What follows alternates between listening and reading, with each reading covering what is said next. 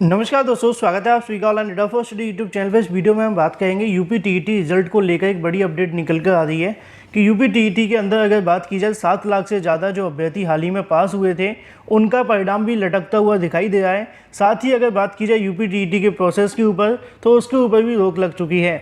साथ ही उत्तर प्रदेश में नई प्राथमिक शिक्षक भर्ती के लिए बेसिक शिक्षा मंत्री जी के माध्यम से दिए गए बयान को लेकर साथ ही नई शिक्षक भर्ती के प्रस्ताव के बारे में जानकारी दी गई है।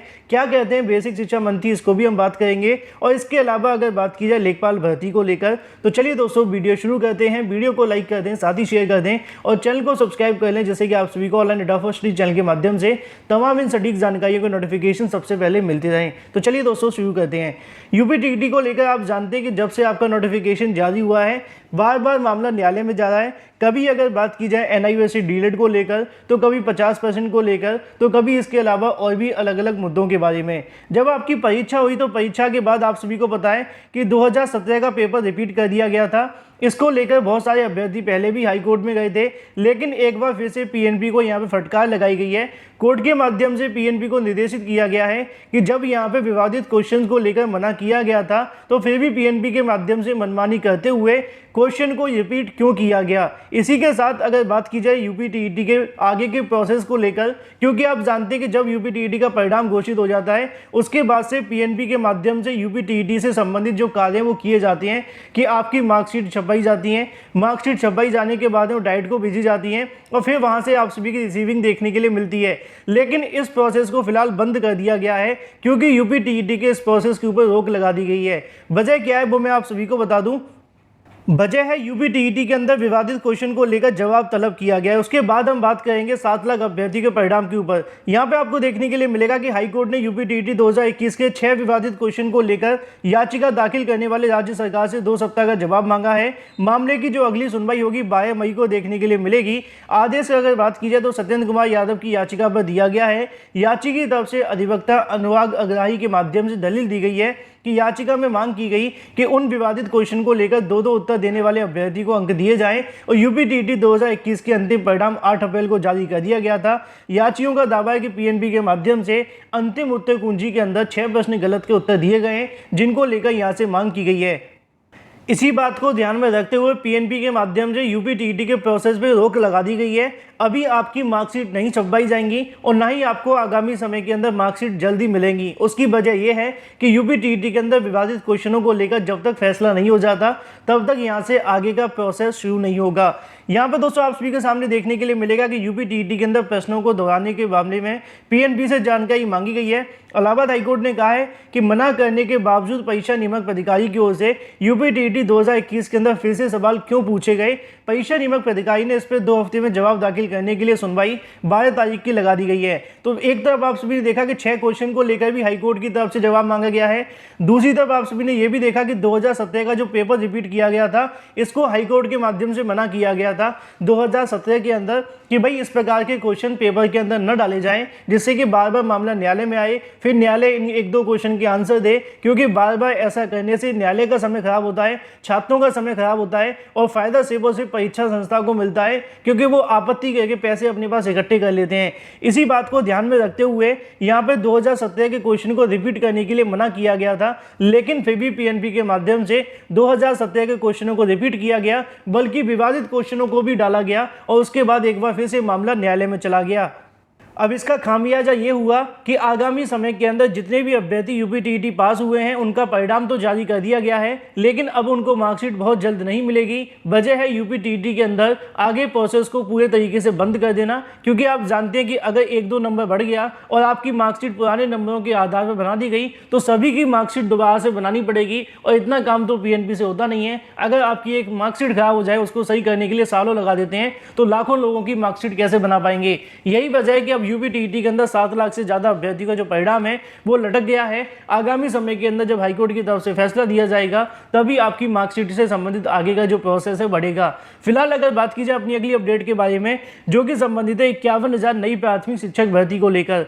नई शिक्षक भर्ती के बारे में बेसिक शिक्षा मंत्री जी के माध्यम से बयान दिया गया है। साथ ही नई शिक्षक भर्ती को लेकर क्या प्रस्ताव है इसके बारे में भी उन्होंने जानकारी दी है। इसके अलावा उनका यह भी कहना है कि जो बीटीसी करने वाले अभ्यर्थी उनको भी यहाँ पर नई भर्ती मौका मिलेगा। हालांकि पहले आप सभी छोटे से बयान को सुने, उसके बाद मैं आपको आगे की जानकारी देता हूं।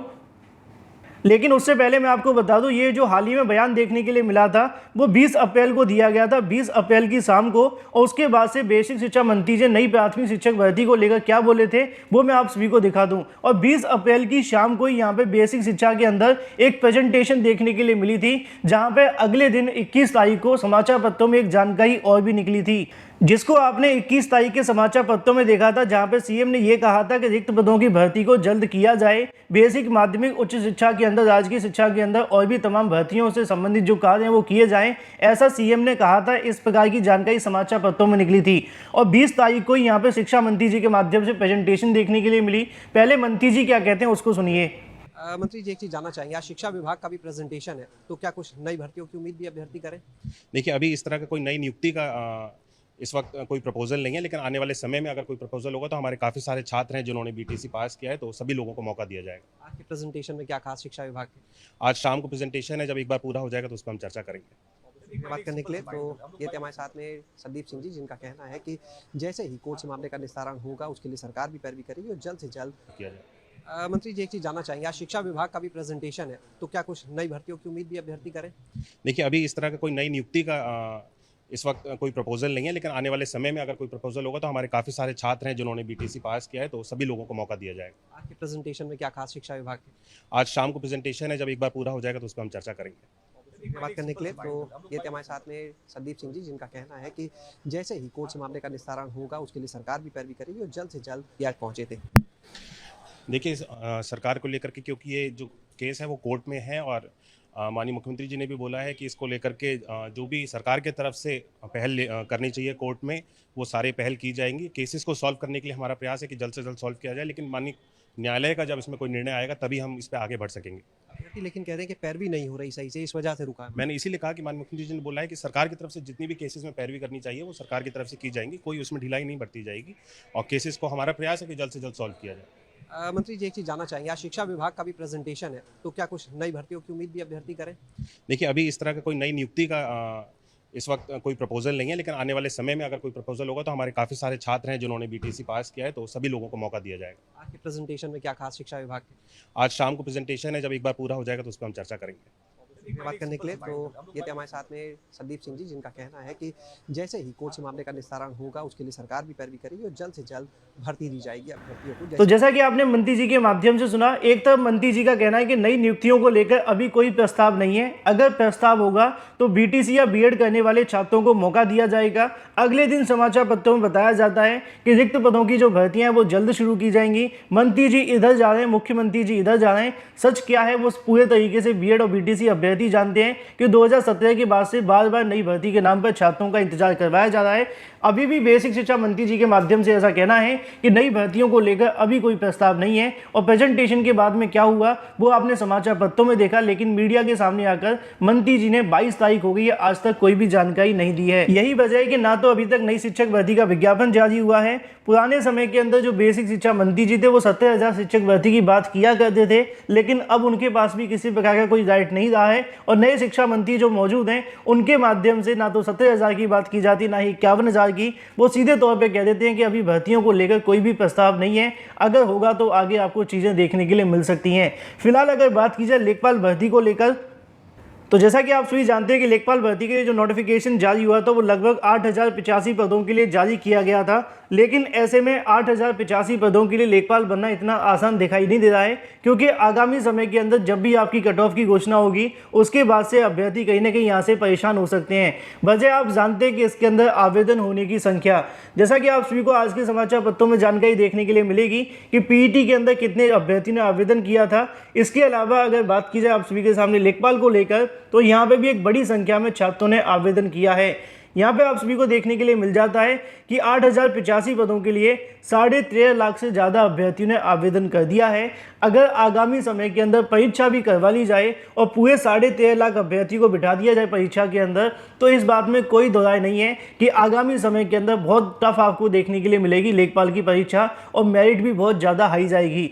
लेकिन यहाँ पे आप जानते हैं कि इसके अंदर कितने गुना अभ्यर्थी को बुलाया जाएगा? क्या 15 गुना अभ्यर्थी को बुलाया जाएगा या 20 गुना अभ्यर्थियों को बुलाया जाएगा, या फिर कोई कट ऑफ निर्धारित की जाएगी? इसके बारे में यूपीपीएससी के माध्यम से अभी तक आधिकारिक तौर पे कोई जानकारी नहीं दी गई है। लेकिन चेयरमैन के माध्यम से पुराने इंटरव्यू की माने तो उनका कहना था कि 15 गुना अभ्यर्थी को हम बुलाएंगे। अगर 15 से 20 गुना अभ्यर्थी को बुलाया जाता है तो 13.5 लाख में से ज़्यादा इस परीक्षा के अंदर बैठने वाले जो अभ्यर्थियों की संख्या होगी वो लगभग 1.5 से 2 लाख के बीच में हो सकती है।